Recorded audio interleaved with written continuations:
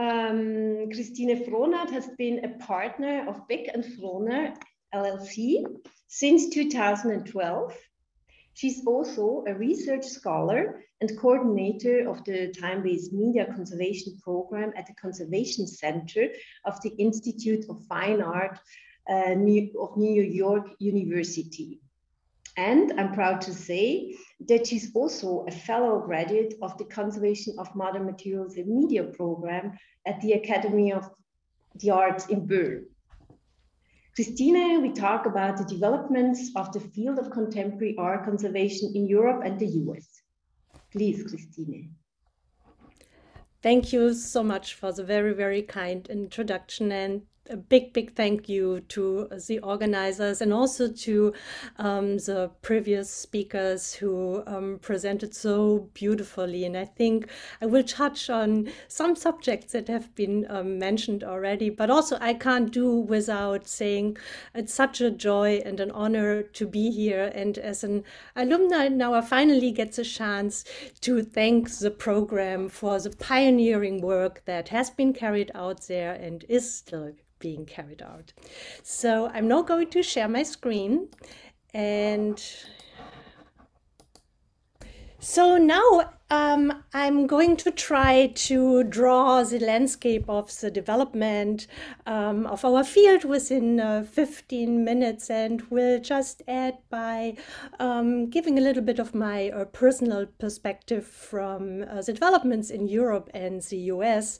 And I would like to acknowledge the many initiatives, individuals, conferences, organizations, publications, and institutional efforts that have made a huge impact in the development of our field as a whole. I'm well aware that this is too ambitious to name them all, so I will really focus on my personal expertise. And I will even start with developments that predate me as a conservator of contemporary art, but would like to point out that there were interesting developments, artistic developments in the Rhineland that took place as early as the 60s. And it was a new generation of artists that rebelled against the established traditional art, and collaborations between musicians, writers, filmmakers, and dancers took place. And one of the key figures within those collaborations was the paintings conservator Wolfgang Hahn, who later became the chief conservator at the Wallraf-Richartz-Museum and Museum Ludwig. And he was an active collector of these artworks of Nouveau Realism, of Fluxus, of happenings and pop art and conceptual art. So he really was drawn into the newest art forms. Another pioneer who was already mentioned is Heinz Althöfer, an art historian and conservator who was a longtime director of the Restaurierungszentrum, the conservation center in Düsseldorf, Schenkung Henkel. And as previously mentioned, he put together this path-breaking symposium in 1977 that brought together curators, conservators, scientists, collectors, and artists. And this symposium really clearly identified the complexity and that there's challenges involved in the conservation and the presentation of contemporary artworks. Other early initiatives to collect and archive information and documentation from living artists were carried out by Erich Gansert Castrillo. He developed his approach to document and research in the German-speaking area with his archive for the techniques and materials of contemporary artists, which was published in 1979. As many challenges were identified around modern paints and contemporary art in those early days, subsequent research went into many conferences and a body of published knowledge with individuals such as Tom Lerner at the Tate and the Getty who took the lead. It was also the point in time when more academic training opportunities became available and collaborations between conservators, conservation scientists, and art historians fostered the way to technical art history. Similarly, Early research in technical art history focused on modern paintings, such as the study of color field and monochromatic paintings in the US, and some of it has also been mentioned previously. So, following a conference on the conservation of contemporary art at the National Gallery in Canada in 1980, a discussion began to collect information from conservators about artist techniques. The goal of the artist technique data file was to alert conservators to the importance of conducting further investigations before applying traditional conservation treatment techniques to 20th century art. Former Menil Collection Chief Conservator and now Head of Conservation and Research at the Whitney Museum of American Art, Carol Mancusi-Ungaro, began capturing artists in discussion in front of specific works in the artist documentation program. Modern materials also became the subject of in-depth research and technical art history in the early 90s, with several initiative, ongoing conferences and publications, many of those spearheaded by Thea von Osten, Yvonne Chachua, Friederike Wentig, and Tim Bechtold, among others. How to preserve an artistic concept and the materials that relate to artworks, including motion, sound, and light, became another central question moving forward. Not only how to conserve materials, but progress, movement, and the more intangible aspects came into focus and were initially researched and still are by our fellow colleagues Ulrich Lang and Reinhard Beek. All these developments paved the path for the implementation of our youngest specialty that has a durational element and unfolds to the viewer over time, time-based media art, which I'm going to focus on for now since it also reflects more closely my own career. As we have seen, conservators of contemporary art and allied professionals have built a body of published research, introduced methodologies and ethical discourses. Time-based media art conservation emerged as a distinct specialization from the conceptual framework of contemporary art conservation. However, it became clear early on that additional skill sets and knowledge supplementing the traditional realm of conservation were needed for time-based media conservation. Since the mid-late 90s, conservation programs started to more systematically address the needs of contemporary art and consequently also media art, such as modern materials media specialty, which is our host today, and other programs set their focus on contemporary art, as the program in Amsterdam is just outlined, and in Vienna and in Cologne. So we are very, very fortunate to have so many representatives from these pioneering programs here, and we are looking forward to learn more about your respective academic developments.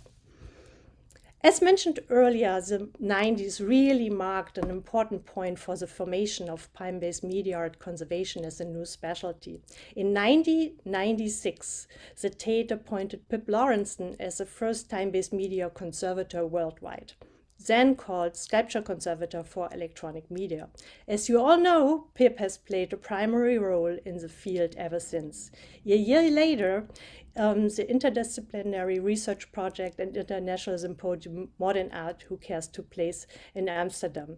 And this was really the year when the building blocks and much of the conceptual framework of modern and contemporary art conservation was laid out, such as the methodologies based on the newly developed decision-making model. And I'm well aware that this was mentioned before, but I think many of you in the audience will agree there's so much pioneering work really came out of the Netherlands in those days, and we are very, very grateful for that.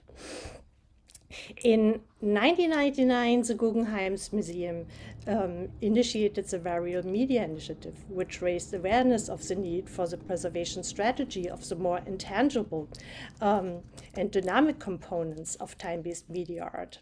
In 2000, a group of 25 conservators, curators, and artists participated in Tech Archaeology, a symposium on installation art preservation at the San Francisco Museum of Art, conceived by Paul Messier and Mona Jimenez. The influence of these projects cannot be overstated for both installations and time-based media art. And these key initiatives really catapulted the preservation discussion into uncharted territory and paved the way for the creation of contemporary art conservation organizations, resources, and projects, including the International Network for the Conservation of Contemporary Art, founded in 2002, Insight Installations, the preservation and presentation of installation art, Matters in Media Art, founded in 2005. The electronic specialty groups were launched within professional organizations such as the German Conservators Association, VDA, Verband der Restauratoren, founded the division Modern Art, Kulturgut, Moderne Kunst, Kulturgut der Moderne, later renamed to Modern and Contemporary Art, and established a subdivision of electronic media art. The Electronic Media Group, EMG, of the American Institute for Conservation of Historic and Artistic Works, AIC, was formed as an interest group first and was formally launched as a specialty group in 1998. In addition to the programming provided during annual meetings, the EMG board received repeated requests from the membership to provide continuing education opportunities. In response, and marking the 10th anniversary of the groundbreaking Tech Archaeology Symposium, the EMG launched the conference and workshop series entitled Tech Focus. And the first was held in 2010, further iterations in 2012, 15, and recently in 2021 provided hands-on guidance and systematic training on different media categories. Other major initiatives like the Museum Academic Cooperation Conserving Computer-Based Art, conceived by Dina Engel and Joanna Phillips Forlop, the Media Conservation Initiative at MoMA, conceived by Kate Lewis and Jim Coddington, Reshaping the Collectible, when artworks live in a museum at the Tate, and the Media Preservation Initiative at the Whitney Museum of American Art. Major cultural institutions have created and expanded their time-based media conservation departments and activities. The ever-growing needs of their time-based media art holdings called for intensive collection care by specialized staff and required additional media lab space. The Tate, MoMA, Guggenheim, and SF MoMA have been leading the way in research and at the same time have been instrumental in providing training opportunities, fellowships, and museums academic collaborations. On an academic level, we got to revise the status quo of education and training opportunities in time-based media conservation at the symposium It's About Time, which was held at NYU in 2018. And now we are fortunate to revisit it again today and tomorrow, thanks to our host. So where do we go from here? We are seeing the tendency that artworks are swarming out of the walls of museums and other institutions, and art is simply happening everywhere. Artworks are increasingly made by using external dependencies that are simply beyond our control. So we see artworks that are net-based, that are crawling the internet, that may change or become inaccessible in certain browser environments, or being dependent on software. Think of the discontinuation of Flash players in late 2020. Software-based works, especially mixed reality works such as augmented reality, virtual reality, artificial intelligence, and machine learning, are posing future challenges, or more specifically, iOS-based works with their inherent complex anatomy. And I'm not even touching NFTs at this point. Moving forward, I assume that the collaborative nature of our profession will only grow further, and as the pandemic has opened our eyes to new ways of learning and working, now we can even collectively research more closely on an international scale, and I think we are doing this as we speak. I'm looking forward to the discussions to come. Thank you.